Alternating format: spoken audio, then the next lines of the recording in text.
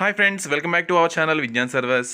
ఈ వీడియోలో మనం డిపార్ట్మెంటల్ టెస్ట్ పేపర్ కోడ్ 146 సంబంధించి ఎలిమెంటరీ ఎడ్యుకేషన్ యాక్ట్ 1920 గురించి డిస్కస్ చేద్దాం. ఇది మెయిన్గా 146లో ఉంటుంది. ఇవన్నీ కూడా ఈ యొక్క యాక్ట్స్ అన్నీ కూడా మనకి హ్యాండ్ బుక్ అని ఉంటాయి. సో అందులో ఈ యొక్క ఎలిమెంటరీ ఎడ్యుకేషన్ యాక్ట్ అనేది ఉంటుంది. సో ఆ యాక్ట్ గురించి, ఆ యాక్ట్లోని కంటెంట్స్ అండ్ అందులో వచ్చిన అమెండ్మెంట్స్ గురించి ఈ వీడియోలో డిస్కస్ చేద్దాం. సో ఈ యాక్ట్కి వచ్చేప్పటికి ఏంటంటే ఇందులో ఉన్న చాప్టర్స్ ఇవన్నీ కూడా చూసుకోవాలనుకుంటే మనకి టోటల్గా ఈ యాక్ట్లో మనకి 7 చాప్టర్స్ కనిపిస్తాయి. ఓకే, బట్ కొన్ని చాప్టర్స్ని ఇనీషియల్గా ఉన్నా కానీ తర్వాత తీసివేయడం జరిగింది. సో టోటల్గా మనకి 7 చాప్టర్స్ ఉంటాయి. ఓకే, సో చాప్టర్ 1కి వచ్చేప్పటికి ఏంటంటే ప్రియాంబుల్ చాప్టర్గా మనం చెప్తాం, లేదా ప్రిలిమినరీ చాప్టర్గా అని చెప్తాం. సో ఈ ప్రిలిమినరీ చాప్టర్ వచ్చేప్పటికి ఏంటంటే ఇక్కడ సెక్షన్ 1 వచ్చేటప్పటికి టైటిల్, ఏ యాక్ట్ అయినా ఫస్ట్ సెక్షన్ అనేది ఆ టైటిల్ చెప్తుంది, ఆ యాక్ట్ పేరు అనేది చెప్పడం జరుగుతుంది. ఓకే, అలాగే సెకండ్ ఎక్స్టెంట్ అండ్ కమెన్స్మెంట్, ఈ చట్టం అనేది ఎప్పటి నుంచి అమల్లోకి వస్తుంది అని చెప్పి రెండో సెక్షన్ చెప్తుంది. అలాగే థర్డ్ సెక్షన్కి వచ్చేప్పటికి డెఫినేషన్స్. సో డెఫినేషన్స్ అంటే ఏంటంటే ఇప్పుడు ఎలిమెంటరీ ఎడ్యుకేషన్ సంబంధించింది కాబట్టి అటెండెన్స్ అంటే ఏంటి, డిస్ట్రిక్ట్ బోర్డ్ అంటే ఏంటి, ఎలిమెంటరీ ఎడ్యుకేషన్ అంటే ఏంటి, ఎలిమెంటరీ స్కూల్ అంటే ఏంటి, అలాగే ఎలిమెంటరీ స్కూల్ ప్లేస్ ఏంటి, గార్డియన్ అంటే ఏంటి, లోకల్ అథారిటీ అంటే ఏంటి, మున్సిపల్ కౌన్సిల్ అంటే ఏంటి, పంచాయతీ కానీ లేదా పబ్లిక్ మేనేజ్మెంట్ అంటే ఏంటి, లేదా స్కూల్ ఏజ్ అంటే ఏంటి, ఇలాంటివన్నీ కూడా డెఫినేషన్స్లో మెన్షన్ చేయడం జరిగింది. సో ఇవన్నీ కూడా చాప్టర్ 1. అలాగే చాప్టర్ 2కి వచ్చేప్పటికి ఏంటంటే పర్టికులర్గా ఇది ఎలిమెంటరీ మొత్తం చాప్టర్ 2 అంతా కూడా 4 నుంచి 31 సెక్షన్స్ ఉన్నాయి. ఈ 4 నుంచి 31 సెక్షన్స్ అన్నింటినీ కూడా తీసివేయడం జరిగింది, ఒమిట్ చేశారు. అలాగే చాప్టర్ 3కి వచ్చేప్పటికి elementary education funds. So elementary education ఫండ్స్కి వచ్చేప్పటికి ఏంటంటే ఇది సెక్షన్ 32 నుంచి ఇక్కడ అంటే నీ కాన్స్టిట్యూషన్ అంటే ఆ యొక్క ఫండ్స్ యొక్క ఏ విధంగా కలెక్ట్ చేస్తారో వాటి కంట్రోలింగ్ అంతా కూడా చెప్తుంది. సో 32 వచ్చేప్పటికంటే ఎలిమెంటరీ ఎడ్యుకేషన్ ఫండ్. సో ఎలిమెంటరీకి అంటే ఏంటి, ఎలిమెంటరీ ఎడ్యుకేషన్ సంబంధించి ఫండ్స్ అనేవి ఎలా వస్తాయి అంటే ప్రతి డిస్ట్రిక్ట్లోనూ ఈ లోకల్ అథారిటీ ద్వారా ఎలా వస్తాయి, ఏ ఆధారాల ద్వారా వస్తాయి, సోర్సెస్ ఏంటి, ఇవన్నీ కూడా 32 సెక్షన్లో మనకి మెన్షన్ చేయడం జరిగింది.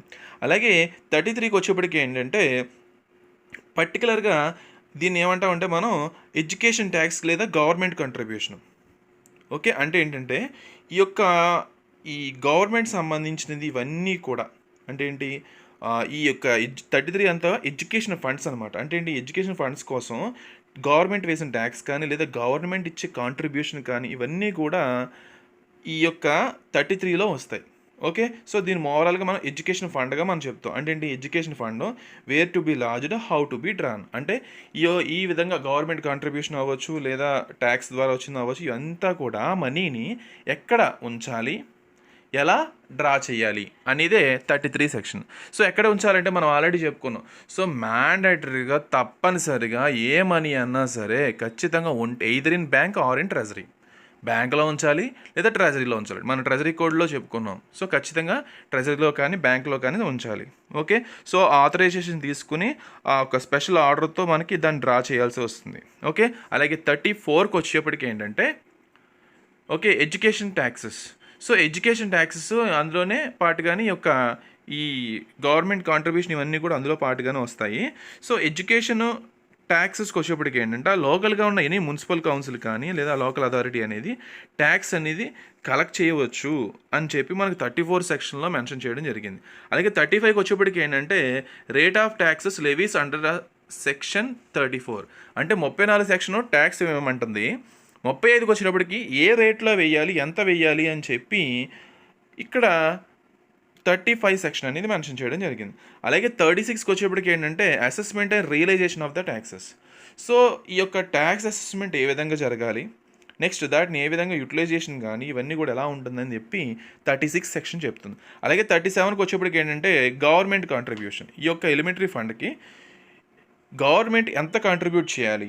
సో గవర్నమెంట్ కాంట్రిబ్యూషన్కి వచ్చేప్పటికి ఏంటంటే ఇందులో మనకు చెప్పిన వన్ ఆఫ్ ద కండిషన్ ప్రకారం ఏంటంటే ఇది మొత్తం అంతా కూడా some of equal to the 50% of the collected taxation. అంటే ఏంటి, కలెక్టెడ్ ట్యాక్సేషన్ దాంట్లో 50% వరకు కూడా మనకి కాంట్రిబ్యూషన్ ఉంటుందని చెప్పి ఈ 37 సెక్షన్లో మెన్షన్ చేయడం జరిగింది. అలాగే నెక్స్ట్ ఇందులోనే థర్డ్ వన్ వచ్చేప్పటికి ఏంటంటే బడ్జెట్ అండ్ ఆడిట్. సో ఈ విధంగా వచ్చిన ఫండ్ని ఏ విధంగా వాటి బడ్జెట్ కానీ ఆడిట్ మెథడ్ ఉంటుందని చెప్పడం ఉంటుంది. అందులోనే 38 సెక్షన్కి వచ్చేప్పటికి ఏంటంటే budget of elementary education fund. Okay, ఈ ఎలిమెంటరీ ఎడ్యుకేషన్ ఫండ్స్కి బడ్జెటింగ్ కానీ ఇవి ఎలా ఉంటాయి ఏంటని చెప్పి అంటే పర్టికులర్గా మెయిన్గా ఈ లోకల్ అథారిటీస్కే మెన్షన్ ఇవ్వడం జరిగింది. ఓకే, సో దాని గురించి అంతా కూడా 38 ఉంది. అలాగే 39కి వచ్చేప్పటికి ఏంటంటే audit of accounts of elementary education fund. ఈ యొక్క ఎలిమెంటరీ ఎడ్యుకేషన్ ఫండ్ ఆడిట్స్ ఎలా జరుగుతాయి ఏంటని. సో దీనికి ఆడిట్ కోసం ఏంటంటే స్టేట్ గవర్నమెంట్ ఒక ఆఫీస్ని అపాయింట్ చేస్తుంది. సో వచ్చి అతను ఆడిట్ చేయడం అన్నీ కూడా జరుగుతాయి. ఓకే, అలాగే 4 saving class. So saving class కింద ఏంటంటే మనకి 40 సెక్షన్ చెప్తుంది ఈ సేవింగ్ క్లాస్ గురించి. సో అంటే ఏంటంటే ఆల్రెడీ మనకి ఇందులోని సెక్షన్స్ అన్నీ కూడా ఏ వాటికి ప్రాబ్లం అవ్వకుండా, ఎందుకంటే ఆల్రెడీ మనకి 1920లోనే ఆంధ్రప్రదేశ్ డిస్ట్రిక్ట్ మున్సిపాలిటీ యాక్ట్ అని, ఓకే, అలాగే ఆంధ్రప్రదేశ్ డిస్ట్రిక్ట్ బార్డర్స్ యాక్ట్ అని చెప్పి 1920లో యాక్ట్స్ వచ్చాయి. సో వాటి వల్ల ఎలాంటి ప్రాబ్లమ్స్ లేకుండా ఇలాంటి వాటి కోసం 40 సెక్షన్ సేవింగ్ క్లాస్ అంతా కూడా దాని గురించి మెన్షన్ చేయడం జరిగింది. ఓకే, అలాగే మనం ఇందాక చెప్పుకున్నట్టుగా చాప్టర్ 4, 5, 6 మొత్తం అంతా కూడా ఒమిట్ చేయడం జరిగింది. Okay, next 7.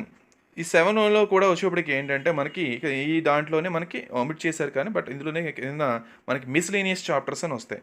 అందులో 55ని ఒమిట్ చేశారు. 56 ఏం చేస్తుందంటే power of the state government to make rules. అంటే ఏంటంటే ఈ చట్టానికి సంబంధించి ఈ చట్టానికి సంబంధించి ఎలాంటి రూల్స్ కానీ ఏం చేయాలన్నా సరే, ఎలాంటి ఆజ్ఞలు జారీ చేయాలన్నా రాష్ట్ర ప్రభుత్వానికి అధికారం ఇస్తూ 56వ సెక్షన్ అక్కడ ఇంక్లూడ్ చేయడం అనేది జరిగింది. ఓకే, సో ఈ విధంగా మనం చెప్తాము. ఈ విధంగా మనకున్న టోటల్ సెక్షన్స్ ఇవన్నీ కూడా. సో తర్వాత ఏంటంటే ఈ యొక్క యాక్ట్కి మనకి చాలా మోడిఫికేషన్స్ వచ్చాయి. అంటే ఏంటి అందులో ఉన్న వాటిలో ఉన్న మోడిఫికేషన్స్ అవ్వచ్చు లేదా సజెషన్స్ అవ్వచ్చు, ఇవన్నీ బేస్ చేసుకుని మనకి అమెండ్మెంట్స్ అనేవి జరిగాయి. సో ఆ అమెండ్మెంట్స్ ఎప్పుడెప్పుడు వచ్చాయంటే మనకి 1935లో ఎలిమెంటరీ ఎడ్యుకేషన్ యాక్ట్కి 1920 యాక్ట్కి అమెండ్మెంట్ చేయడం జరిగింది. ఆ అమెండ్మెంట్ చేయడం ద్వారా అందులో కొన్ని సెక్షన్స్ అన్ని కూడా రీపీల్ చేసేసి, అలాగే అందులో మెయిన్గా ఏంటంటే ఈ యొక్క యాక్ట్ని అంటే మెయిన్గా అమెండ్మెంట్ చేసింది ఏంటంటే ఆ యాక్ట్ ఇంప్లిమెంట్ చేసినప్పుడు కొన్ని డిఫికల్టీస్ వస్తున్నాయి. సో అలాంటి వాటన్నింటినీ కూడా తీసివేయడం జరిగింది. అది 1935. ఓకే, అందులో పర్టికులర్గా ఈ ట్రాన్సిషనల్ ప్రొవిజన్స్ అని చెప్తాం. ఓకే, సో అది 14 సెక్షన్లో క్లియర్గా ఉంది ఎలాంటి ప్రొవిజన్స్ వల్ల ఇవన్నీ డిఫికల్టీస్ ఉన్నాయి, వాటిని తొలగిస్తున్నారని చెప్పి ఈ 1935 అమెండ్మెంట్లో మెన్షన్ చేయడం జరిగింది. అలాగే 1939లో అగైన్ ఈ యాక్ట్కి మరలా ఇంకొక అమెండ్మెంట్ అనేది జరిగింది. సో ఆ అమెండ్మెంట్కి వచ్చేప్పటికి ఏంటంటే అగైన్ ఆల్రెడీ 1 to 12 అలాగే రీపీల్ చేశారు. సో 13కి వచ్చేప్పటికి ఏంటంటే audit of accounts of district educational council up to the commencement of this act. So ఈ ఎవ్రీ డిస్ట్రిక్ట్ ఎడ్యుకేషనల్ కౌన్సిల్ ఇవన్నీ కూడా డేట్స్ వచ్చే వరకు ఆడిట్స్ గురించి, ఆడిట్ ఎప్పటి వరకు జరుగుతుంది ఇలాంటి వాటి గురించి 13 సెక్షన్ అని. అలాగే నెక్స్ట్ 14కి వచ్చేప్పటికి ఏంటంటే continuation of orders of according recognition or admitting schools to aid. So ఇప్పుడు ఆల్రెడీ అప్పటి వరకు ఉన్న చట్టాలు కొన్ని కొనసాగించడం వాటి గురించి, అలాగే 14 గురించి, అలాగే 15కి వచ్చేప్పటికి ఏంటంటే మొత్తం డిస్ట్రిక్ట్ ఎడ్యుకేషన్ కౌన్సిల్ అంటే కొన్ని ఈ యొక్క డిఓ ఎడ్యుకేషనల్ ఆఫీసర్ కొన్ని ప్లేసెస్ అనే వాటిని ఫ్రీ ప్లేసెస్గా డిక్లేర్ చేసి ఆ స్కూల్స్కి ఇవ్వడం అని కేటాయించడం అలాంటి వాటి గురించి. అలాగే 16కి వచ్చేప్పటికి ఏంటంటే డివాల్యూషన్ ఆఫ్ ప్రాపర్టీస్ అంటే ఏంటంటే మొత్తం ఆ యొక్క ఎడ్యుకేషనల్ సంబంధించి కానీ స్టేట్ గవర్నమెంట్స్ కానీ ఆల్రెడీ ప్రీవియస్గా ఉన్న యాక్ట్లో ఉన్న వాటిని కంటిన్యూ చేస్తూ ఆ ప్రొసీడింగ్ కంటిన్యూ చేస్తూ మెన్షన్ చేయడం కానీ. అలాగే 17కి వచ్చేప్పటికి ఏంటంటే ఈ యొక్క సస్పెండ్ ఎనీ యాక్షన్ అంటే ఏంటంటే ఈ యొక్క ఎడ్యుకేషనల్ కౌన్సిల్ వాళ్ళు కానీ ఎవరైనా తీసుకున్న చట్టం కనుక లేదా వాళ్ళు అనుకున్న డిసిషన్ కనుక యాక్షన్ కానీ చట్టానికి కానీ వ్యతిరేకం వస్తున్నప్పుడు గవర్నమెంట్ వాటిని సస్పెండ్ కానీ తొలగించే అలాంటి యాక్షన్స్ని ఆపే అధికారం గవర్నమెంట్కి ఉందని 17 సెక్షన్ అని. అలాగే ఈ చట్టం అమల్లో వచ్చే రిమోట్ డిఫికల్టీస్ అనేది తొలగిస్తూ 18 సెక్షన్ అని చెప్పి మనకి ఈ యొక్క 1939 అమెండ్మెంట్ అనేది జరిగింది. అండ్ ఫైనల్గా మనకి ఏంటంటే అలాగే నెక్స్ట్ 1943లో ఇంకొక అమెండ్మెంట్ జరిగింది. సో ఆ 1943 అమెండ్మెంట్ ప్రకారం ఏంటంటే ప్రతి అమెండ్మెంట్కి ఫస్ట్ సెక్షన్ ఎప్పుడు కూడా టైటిల్ గురించి చెప్తుంది. ఓకే, సో అలాగే ఇందులో మెయిన్గా ఉన్న థర్డ్ సెక్షన్కి వచ్చేటప్పటికి ఏంటంటే validation of elementary education tax. అంటే అంతకుముందు ఈ చట్టం వచ్చే ముందుగా మనకి గవర్నమెంట్ ఎలిమెంటరీ ఎడ్యుకేషన్ ఫండ్స్ కోసం ట్యాక్స్ కలెక్ట్ చేయాలని మున్సిపాలిటీకి అధికారం ఇవ్వడం జరిగింది. సో వాటికి సంబంధించి థర్డ్ సెక్షన్ అంతా కూడా మెన్షన్ చేయడం జరిగింది. ఓకే, అలాగే అండ్ ఫైనల్గా 1946లో ఈ ఎలిమెంటరీ ఎడ్యుకేషన్ యాక్ట్ సంబంధించి ఇంకొక అమెండ్మెంట్ వచ్చింది. సో దాని ప్రకారం ఏంటంటే ఈ చట్టంలో ఉన్న లుసుగులు ఇవన్నీ కూడా చూడడం కోసం ఈ థర్డ్ సెక్షన్లో ట్రాన్సిషనల్ ప్రొవిజన్స్ అని చెప్పి మెన్షన్ చేయడం జరిగింది. సో అందులో ఉన్న మోడిఫికేషన్స్ వస్తాయి. సో ఇది ఓవరాల్గా సింపుల్గా ఈ 1920 ఎలిమెంటరీ ఎడ్యుకేషన్ యాక్ట్ యొక్క కంటెంట్స్, వాటి ఎక్స్ప్లెనేషన్. సో ఒకసారి మీరు ఈ బేస్ చేసుకుని ఒకసారి బుక్ చూస్తే ఈజీగా యాక్ట్ అనేది అర్థమవుతుంది. ఓకే, సో మీకు ఈ వీడియో నచ్చితే లైక్ చేయండి, షేర్ చేయండి, అలాగే ఛానల్ని సబ్స్క్రైబ్ చేసుకోండి. Okay, thank you.